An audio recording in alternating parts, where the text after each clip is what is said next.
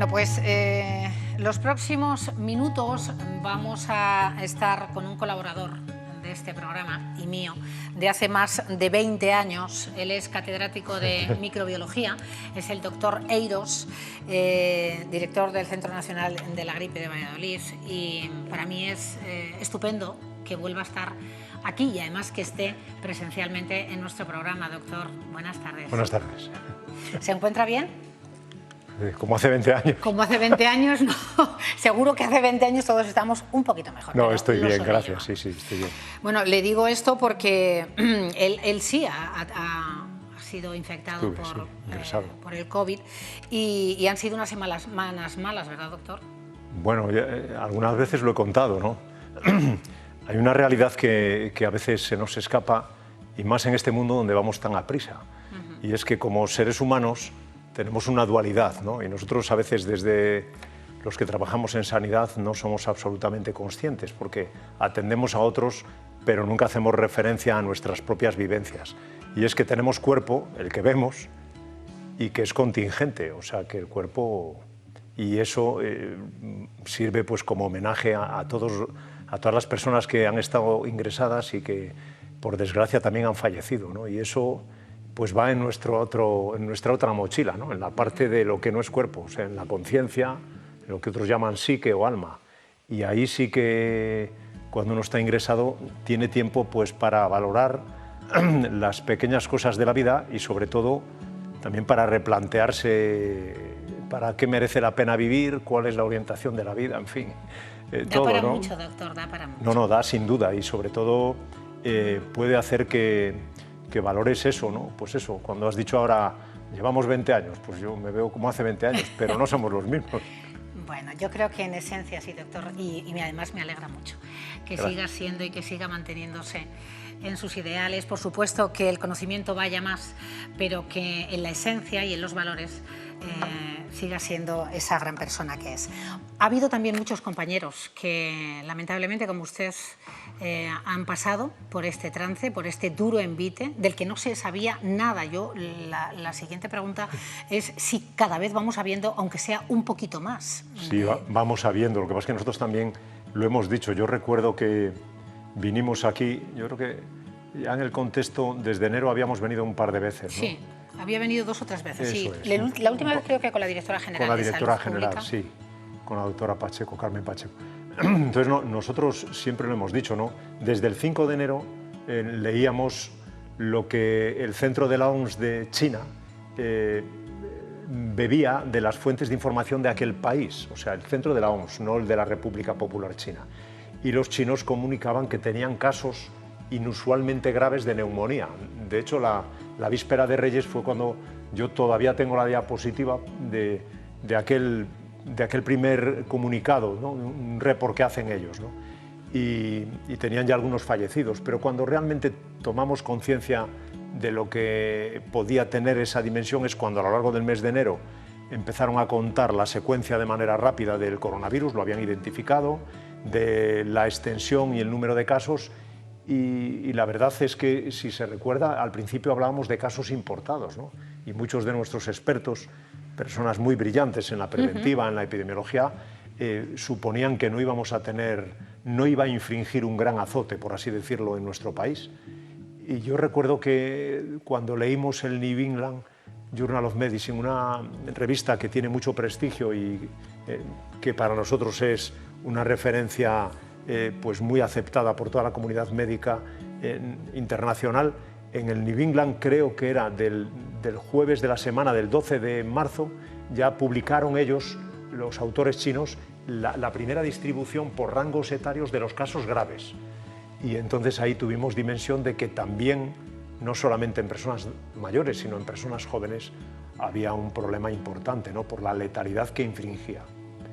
A partir de ahí, bueno, yo caí enfermo ya, bueno, prácticamente a la semana, ¿no? Pero qué duda cabe que lo que hemos visto ha sido una durísima enseñanza para nosotros. Y ojalá eso nos permita ahora, primero, reponernos, también descansar físicamente, segundo, pensar y reflexionar, y tercero, orquestar lo que puede ser una respuesta de algo que, ya lo digo para que no me lo pregunte, de algo que puede ser, que es una incertidumbre para nosotros. No, es un virus nuevo y no sabemos cómo se comporta. Tenemos experiencia de otras pandemias, incluso algunas las hemos reflexionado desde el punto de vista histórico, ¿no? Por ejemplo, pero este es nuevo. Ese ejemplar que además Sí, recuerdo sí. que vino aquí a presentarlo, doctor, que escribió sobre la gripe mal llamada española, sí, del 18, que ha habido entre 50 y 100 millones de muertes en el mundo. Eso es. Y no sé, que se olvidó muy pronto, la verdad. Yo creo que hizo muy bien, después de un siglo, el volver a recordar cómo se vivió por la humanidad ese momento. Se vivió tan pronto, me alegro mucho. No sabía que íbamos a hablar de este tema así de manera detenida, ¿no? Pero se olvidó tan pronto que la primera oleada remeda mucho temporalmente lo que ha ocurrido ahora. Y luego, pues quizás con el buen tiempo, ¿no? Con el calor, con la bajada de la humedad relativa, con el aumento de la desecación, también entonces se cortó la transmisión, aunque no tienen nada que ver, son dos virus muy distintos. Hace bien en diferenciarlos. Los virus de la gripe, el virus de la gripe A tiene 8 segmentos en su genoma, este tiene solo uno, es mucho más grande, es un genoma más estable.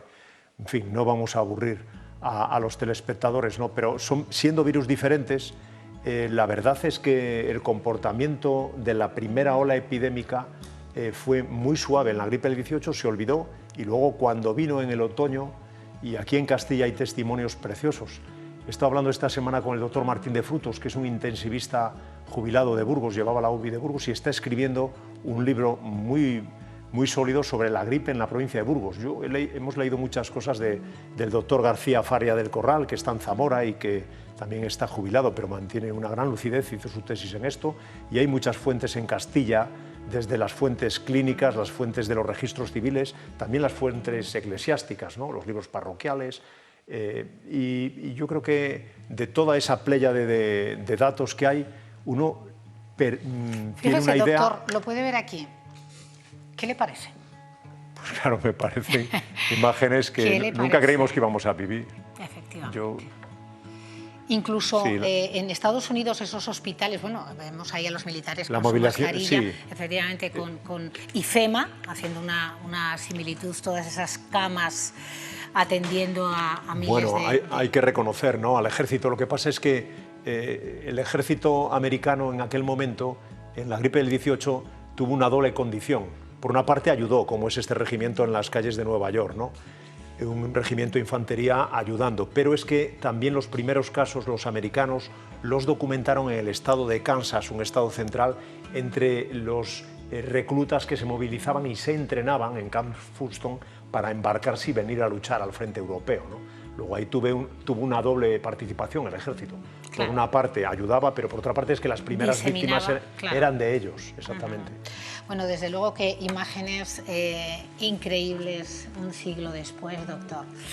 Por eso queríamos hacer esa comparativa, siendo enfermedades diferentes, siendo virus diferentes, si el comportamiento de la población en general, aunque es verdad que en Europa no se le dio, se olvidó pronto porque fue el colofón de la Primera Guerra Mundial. Y entonces yo creo que se atendió más, que fueron más las víctimas en Francia, el Reino Unido, etc., y Alemania, que lo que se produjo en otros países como Asia, India, Rusia, donde realmente fue millones de muertos. Es muy interesante estudiar lo que se llama la letalidad, es decir, la proporción de casos que morían entre los infectados, que es algo que todavía tendremos que aclarar ahora en el SARS-CoV-2, ¿no?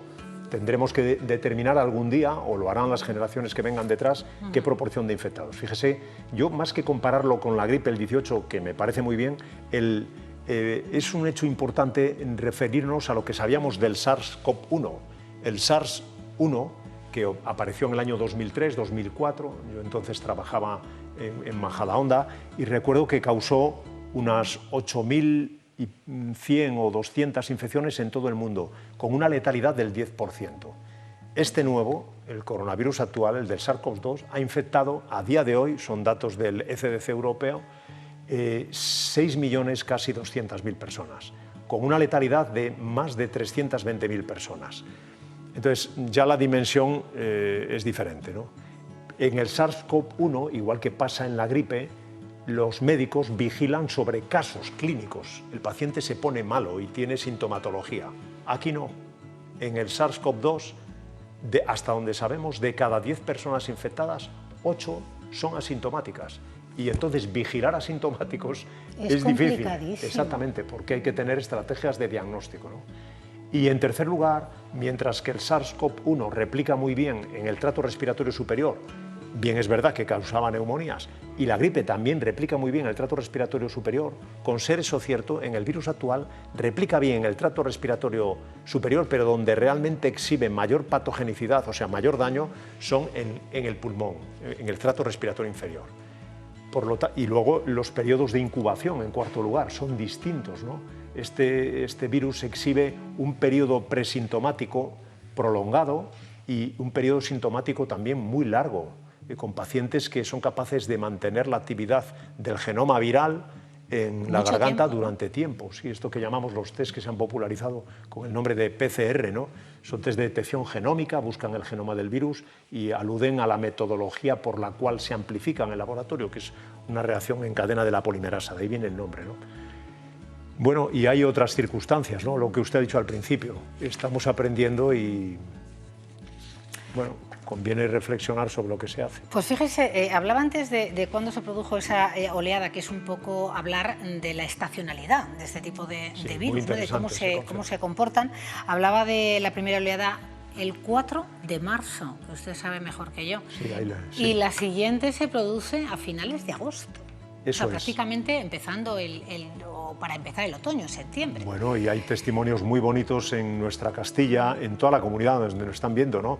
Desde la provincia de Soria a las de León, Zamora y Salamanca, pasando por la Castilla Central, sí, donde se insta a las juntas municipales a suspender los festejos, por ejemplo, aquí en San Mateo, ¿no? O sea, sí, en Burgos habían celebrado y en Zamora había el San Pedro con otras circunstancias, pero aquí no se pudo. San Frutos en Segovia o San Saturio en Soria. Bueno, eso es lo único que nos dice. Le digo esto poniéndonos en el presente. Esto ocurre, yo creo que en marzo había datado un poco que cuando los expertos, cuando ustedes se dan cuenta de lo que se nos viene encima, era ya marzo. ¿Qué va a ocurrir a partir de septiembre? No lo sabemos. Octubre? Aquí sí que conviene ser muy claros, ¿no? Si lo supiéramos, acometeríamos planes específicos. Yo creo que aquí, fíjense, con independencia de la crítica que pueda haber, hay que ser conscientes de que estamos en el primer mundo, alguna vez lo hemos dicho, y nuestro sistema sanitario es robusto. Y con todos los déficits que hay, yo ahora mismo veo con gozo la capacitación diagnóstica que tenemos en el ámbito donde me muevo, que somos microbiólogos, ¿no? Que hacemos una labor muy sencilla, que es hacer diagnóstico de enfermedades infecciosas en nuestros hospitales, ¿no? Sí. Somos 14 hospitales y ahí tenemos capacidad. Entonces, ¿qué va a ocurrir? Bueno, pues es muy interesante ver cómo las agencias de prensa, creo que era el jueves pasado o el viernes, destacaban unas declaraciones de la Organización Mundial de la Salud, en concreto de la directora general de Salud Pública, que es una española muy brillante, la doctora María Neira. Yo cuando trabajaba en Bajadona... Le hemos entrevistado. ¿La habéis entrevistado? Sí, sí. Pues María Neira, yo creo que destacaban en prensa que vaticinaba la OMS una bajada de actividad de la segunda ola. Ojalá sea así, ojalá, pero no lo sabemos. No lo sabemos y en el 18 no fue así. En el 18 no fue así. Fue más virulenta la segunda oleada. Bueno, las circunstancias del 18 eran distintas, ¿no? Quizás con con 102 años de distancia, probablemente no tenemos una idea muy justa tampoco de la patogenicidad del virus, aunque se ha recreado sí, y se ha resucitado en el laboratorio, ¿no? Hoy en día tenemos otro armamentario terapéutico y de manejo, pero sí que es verdad que nos siguen sorprendiendo las pandemias, pero no solo esta. Hay muchos editorialistas que en las grandes revistas del mundo han recordado lo que pasó, por ejemplo, con el virus Nipah, que era endémico de cerdos en el sudeste asiático, con lo que ocurre en las fiebres bolivianas, por ejemplo, o en las fiebres hemorrágicas, la boliviana o la argentina, cuando se van deforestando grandes zonas del continente americano y los roedores, que son vectores, salen de sus nichos ecológicos y saltan infectando a la población. Tenemos el caso que hemos hablado aquí alguna vez del virus ébola. Tenemos algo precioso, que es el brote de Zika y de chikungunya por picadura también de unos mosquitos que transmiten este virus.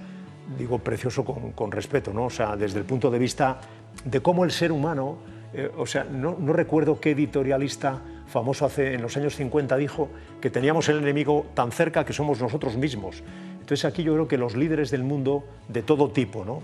Políticos, sociales, éticos, de comportamiento, psicólogos, religiosos, de lo que sea, han reflexionado sobre que cuidado con el comportamiento humano que nos puede llevar a situaciones como esta.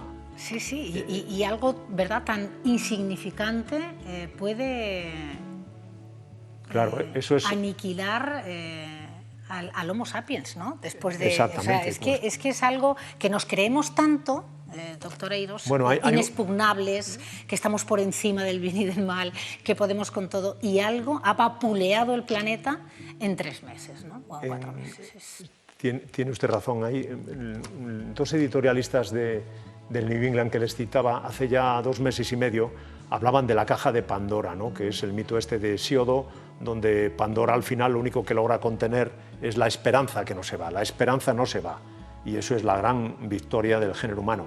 Pero sí que es verdad que sorprende, yo lo comenté así muy al principio, a finales de febrero recuerdo, que un virus que tiene un genoma 30.000 pares de bases de ARN desafía nuestro cerebro, que somos seres inteligentes, ¿no? Y capaces de razonar, también capaces de querer, de emocionarse, pero sobre todo de pensar.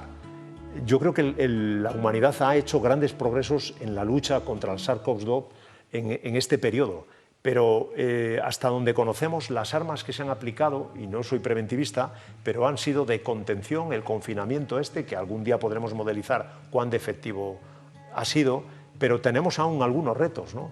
Por ejemplo, para nosotros desde el punto de vista de la salud pública es fundamental poner a disposición del sistema, de nuestros médicos de primaria, pues las herramientas de diagnóstico en los casos que sospechan, en sus contactos, por supuesto en el personal sanitario, pero también en algunos colectivos de personas que están recluidas, como pueden ser pues presidiarios, como pueden ser pacientes sin techo, lo que llaman los americanos los homeless, los pobres de nuestro entorno, y también los mayores, ¿no? Los que están institucionalizados. Yo creo que ahí no deben de retrasarse las acciones, y me consta que, por ejemplo, vivimos en una comunidad autónoma privilegiada en este sentido porque hay personas que dicen lo que piensan y que van a por ello, ¿no? Pero es un reto, esto que usted me pregunta es un reto, y lo que ocurrirá, yo le digo sinceramente que no sabemos, ojalá no ocurra nada.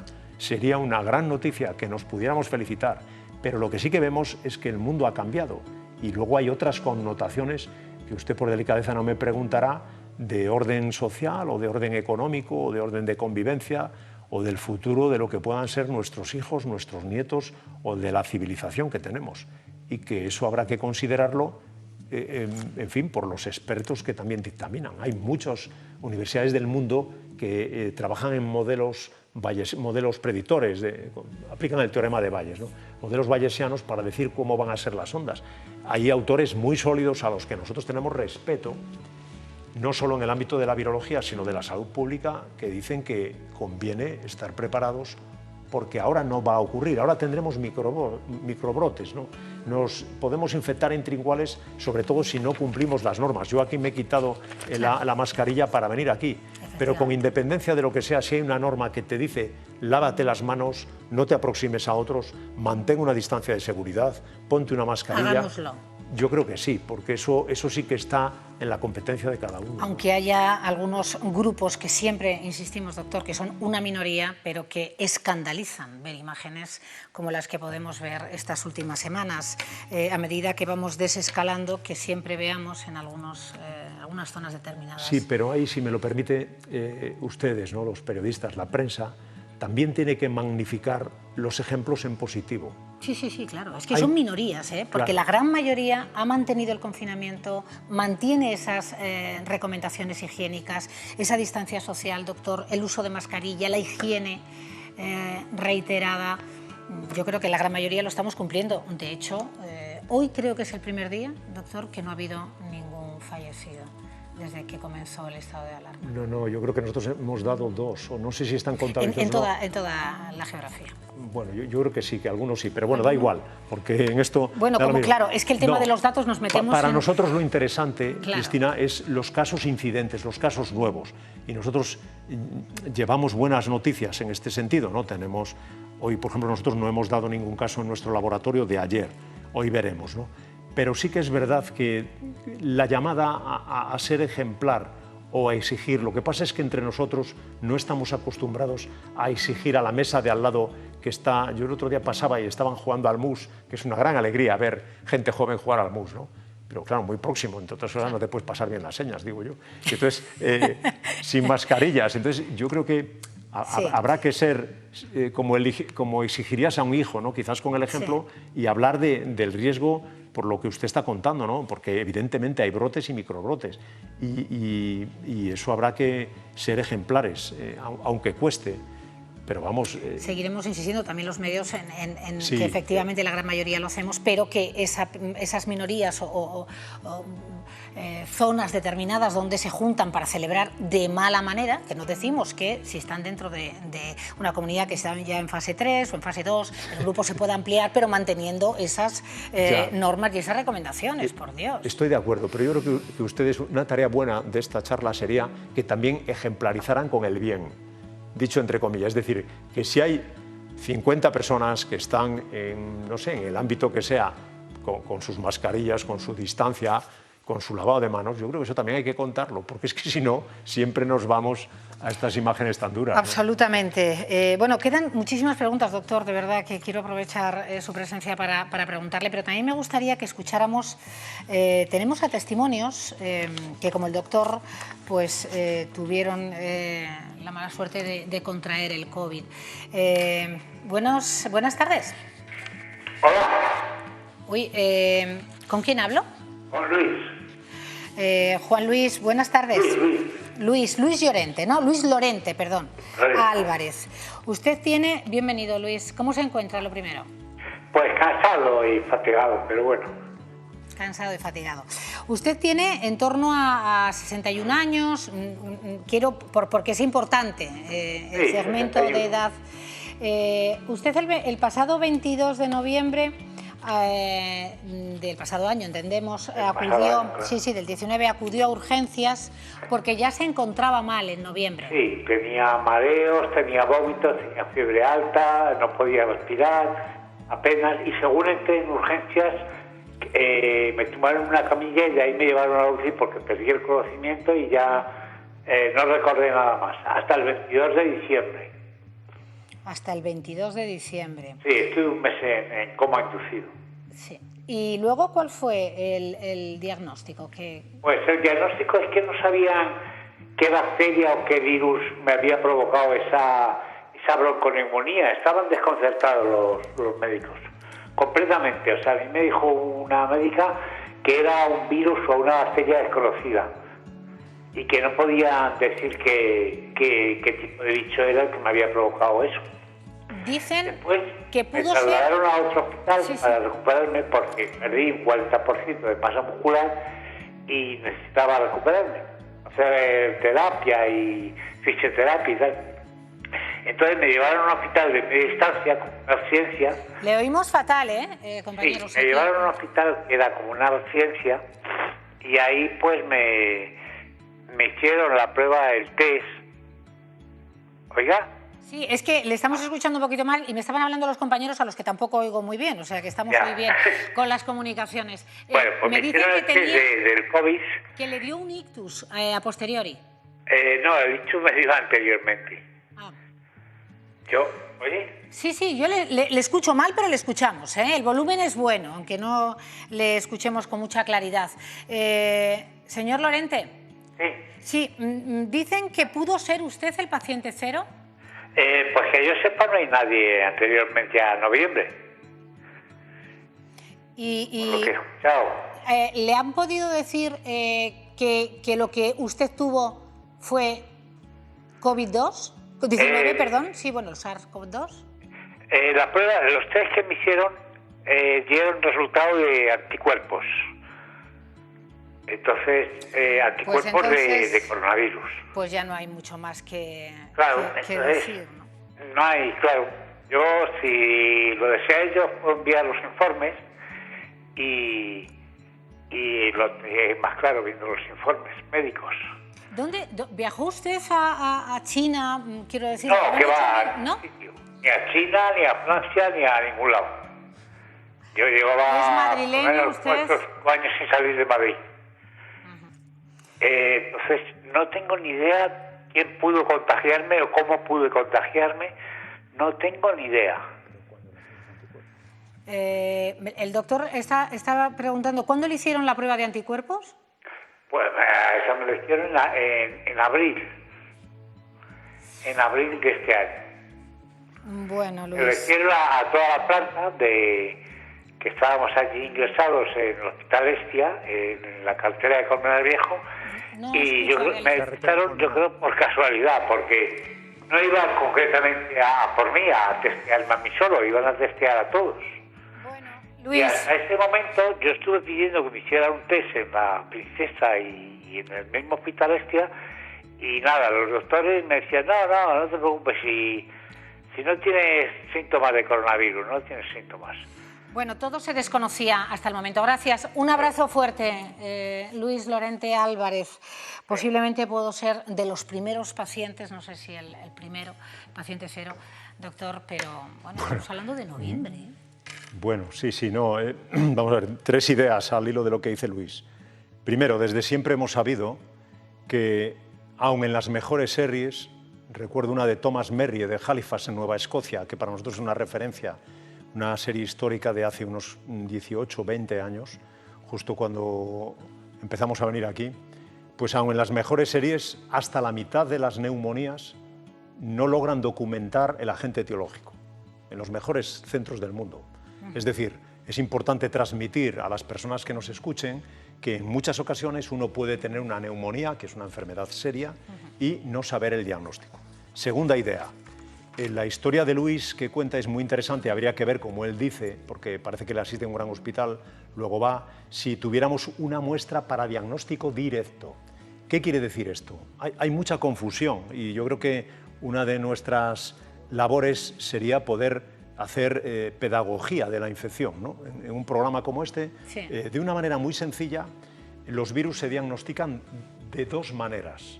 Una, evaluando la respuesta del ser humano que está infectado.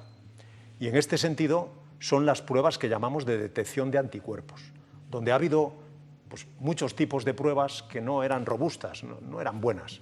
Hoy en día tenemos unas que son muy interesantes, que son técnicas muy robustas, fundamentadas en la tecnología de enzimo-inmunoanálisis o de quimioluminiscencia, son las que soportan, por ejemplo, el estudio de prevalencia que hace el Ministerio, técnicas fiables, y estas pruebas lo único que nos dicen, hoy lo discutíamos nosotros en la sesión en nuestro hospital, es que aquellos individuos que han tenido, que tienen en la determinación del suero anticuerpos, han tenido contacto con el virus, porque han estado infectados con clínica o sin ella. No sabemos si esos anticuerpos protegen o no, no sabemos si son neutralizantes, sabemos que es un marcador, son lo que diríamos seropositivos. Y estos son de una clase específica de anticuerpos que se llaman IgG. Hay mucho lío con otra clase de anticuerpos que se llaman IgM, que en nuestro criterio tienen hoy en día poca solidez. Siempre hemos trabajado en infecciones respiratorias y nunca nos hemos fiado, no nosotros, los grandes del mundo, de la presencia de IgM y sin embargo ha tenido y tiene una gran... ¿Y por qué tiene tanto predicamento? Eso Si es, no... me ha quitado la palabra, pues no lo sé. Se ha ido instaurando en el acervo que la IgM, que sí que ocurre en otras infecciones víricas agudas, es indicativo de infección aguda, pero en infecciones respiratorias es muy cuestionable. Dicho esto, es lo que parece que cuenta Luis, Sí, el paciente que nos veíamos ha llamado. mal, sí. Esto, y la tercera reflexión sería que al lado de estas pruebas de diagnóstico indirecto de serología, donde vuelvo a repetir, es la IgG la que tiene valor, y hay que reconocerlo así, y lo otro cuestionable, al lado de estas están los métodos de diagnóstico directo de los virus. Fíjense que son 3. Los virus se pueden ver, hace falta tener un microscopio electrónico, no se aplica. Se pueden cultivar, estos no se pueden cultivar por bioseguridad todavía. Nosotros cultivamos virus de la gripe y otros virus, Sí. esto no. Y tercero, se pueden diagnosticar porque se identifica algún componente estructural. Es como si en la botella, nosotros no vamos a hacer propaganda, cogemos el tapón, el agua o el continente, el envase. Lo de dentro, que es el agua, es el genoma del virus. Eso es lo que estamos buscando. Pero el genoma no sabemos si es un virus activo o es un cadáver de virus. Lo que diagnosticamos en las muestras nasofaríngeas o faríngeas, cuando vemos cuando vemos que nos meten el algodoncillo hasta la nasofaringe, que es molesto, o bien en una muestra profunda del aparato respiratorio, pues en esas muestras lo que estamos documentando es genoma del virus, que interpretamos que el paciente que es positivo requiere medidas de aislamiento y lo catalogamos como infectado. Pero ahí estamos engrosando el número, porque habrá pacientes que teniendo esa prueba positiva ya no tengan un virus activo. Sabemos, porque otros grupos del mundo con licencia lo han hecho, que hay una buena correlación, sobre todo en la parte central de la enfermedad aguda, de la infección aguda, hay una buena correlación entre la PCR y el cultivo viral.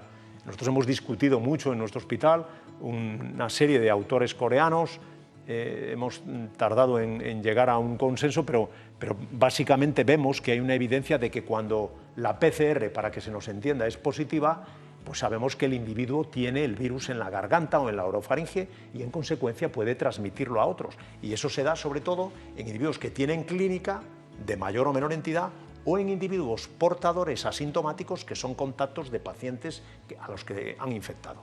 Pero ya digo, es importante retener que en las técnicas, en la parte 2 de lo que he pretendido explicar, cuidado, porque la interpretación serológica podría ser también el caso de Luis, tener anticuerpos, pero realmente la infección ser más reciente. Nosotros lo que tendríamos que ir es a arqueología de muestras, que tenemos muestras de estudios que hacemos congeladas, donde podemos documentar la circulación del SARS-CoV-2 en nuestra comunidad con anterioridad. Pero es que hay autores que sostienen que teniendo un micronicho animal, el reservorio murciélago, como se conoce, y habiendo hecho un salto a un animal intermedio, el virus puede llevar circulando tiempo. Esto pasó en el SARS. Nosotros nos sorprendimos de que el SARS, cuando apareció, difundió por el mundo, gracias a Dios estos 8.200 casos mataron el 10%, pero se extinguió biológicamente. Antes hablaba usted de estacionalidad. Ese virus ni se estacionalizó.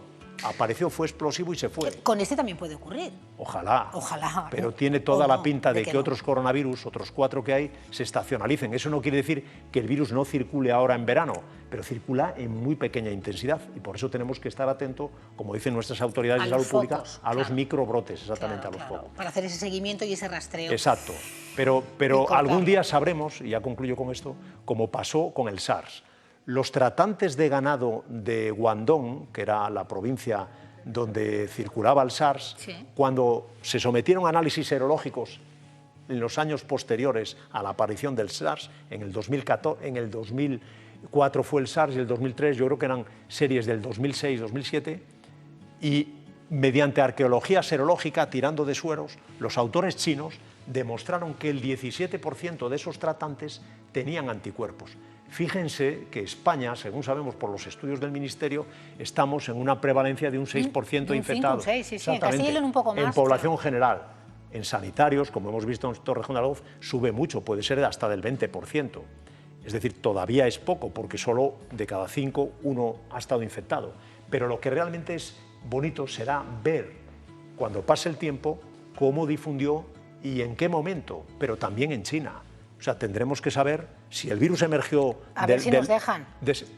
Claro, sí, doctora, a ver si nos dejan. Ese es el argumento. Estoy de acuerdo. Vamos a escuchar, además, a alguien querido también por el programa, él es músico. Jaime Valentín, buenas tardes. Muy buenas tardes, Cristina, ¿cómo estáis? Pues mira, doctor, puede verle aquí en la pantalla también, si quiere, que le tenemos a Jaime. ¿Cómo estás en este momento, Jaime?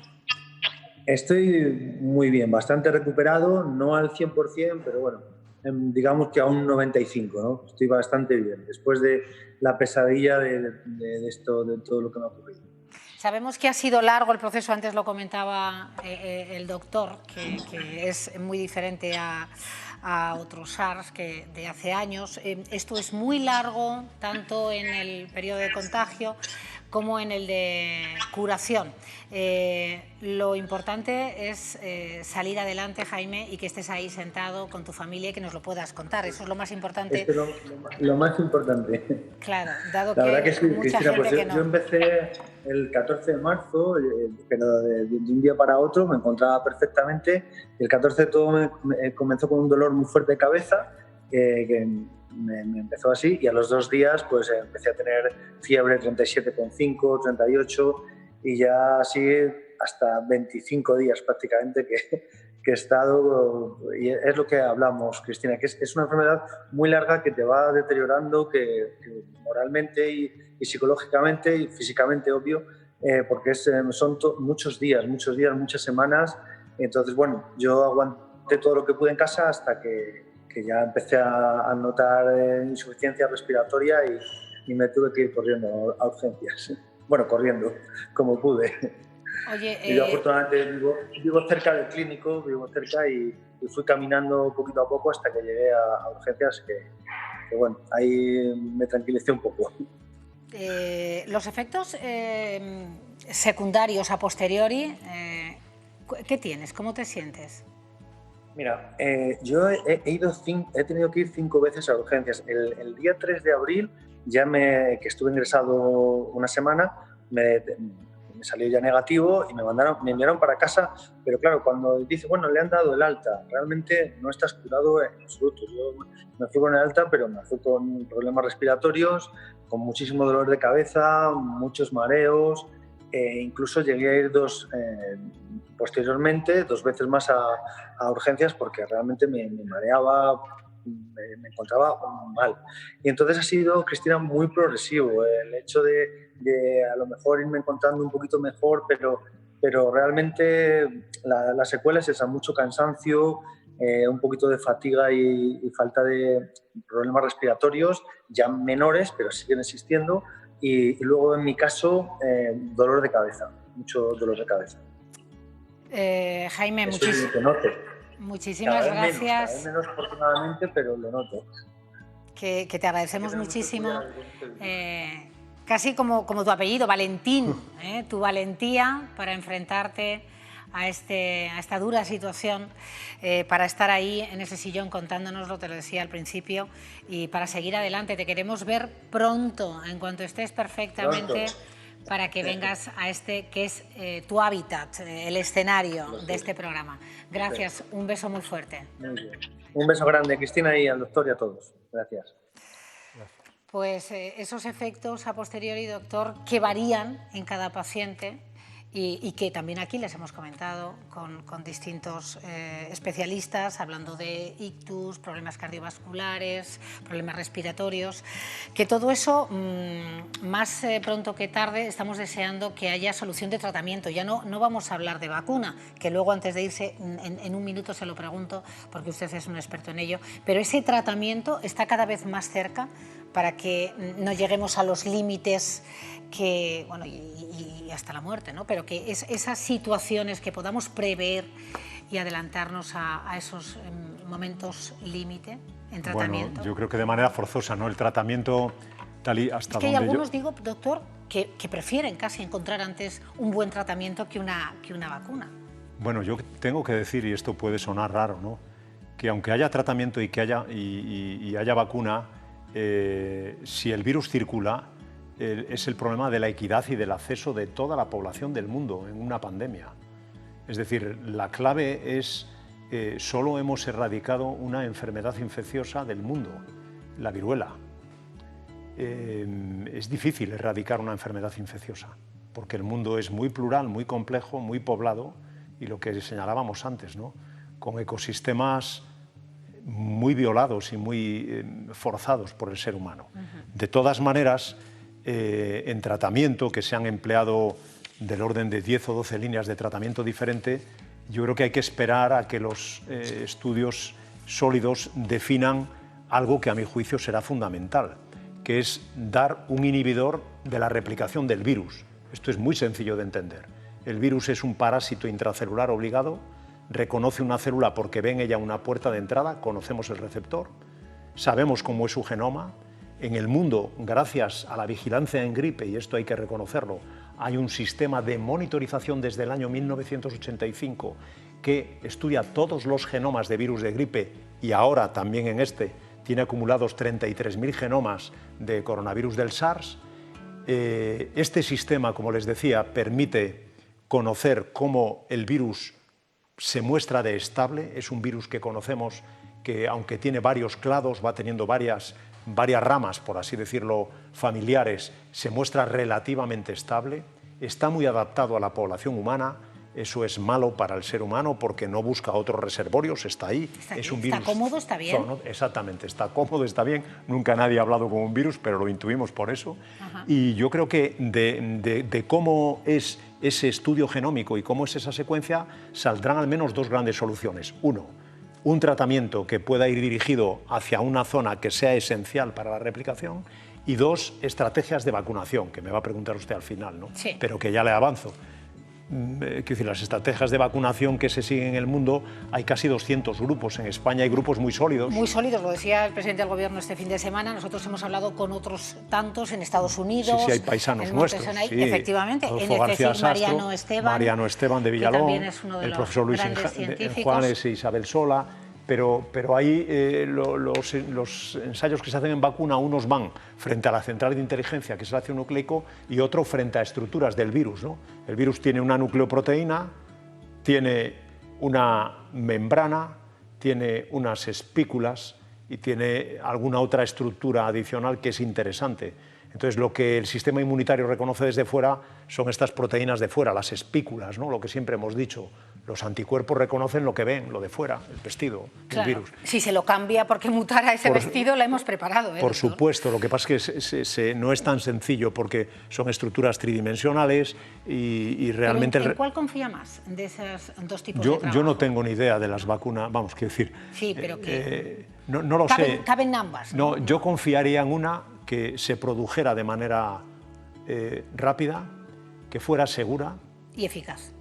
Que fuera eficiente, exactamente, no solamente eficaz desde el punto de vista teórico, sino eficiente en los recursos que se invierten y que se pudiera administrar de manera masiva. Porque tenga usted en cuenta que el problema de las vacunas... ¿Cuántas variables, doctor? Es llegar... Para conseguirla ya, que la queremos no son ya. mías, es lo que sabemos de estudiar, ¿no? Por eso, pero... Porque la vacuna... No, tenemos la experiencia de la vacuna, que yo a veces lo he contado, de la vacuna de la gripe del 2019 en la monovalente.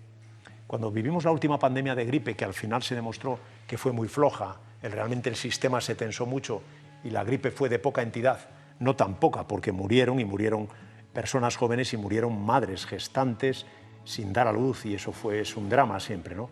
Pero en aquel contexto, Castilla y León hizo un esfuerzo tremendo, evaluó la implantación de la vacuna monovalente, aprendimos que solo la administramos en 5 semanas y de cada 3 vacunas que se adquirieron, solo se administró una. Eso sería muy mala noticia en este contexto, porque los grupos antivacunas, que ahora, por cierto, están muy tenues, ¿no? Y muy silentes, ahora sí, realmente hacen sus campañas. Claro. Y realmente lo que hay que hacer es una llamada a la vacunación cuando exista. Absolutamente. Lo que estamos es deseando, doctor, que aparezca. Claro. Esa vacuna que contenga todas esas variables importantísimas, todas y cada una de ellas. Claro, sin duda. Un placer.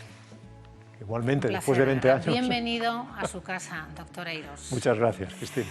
Vamos a hacer una pausa en esta interesante tarde, primera tarde del mes de junio. Estamos de vuelta en 3 minutos.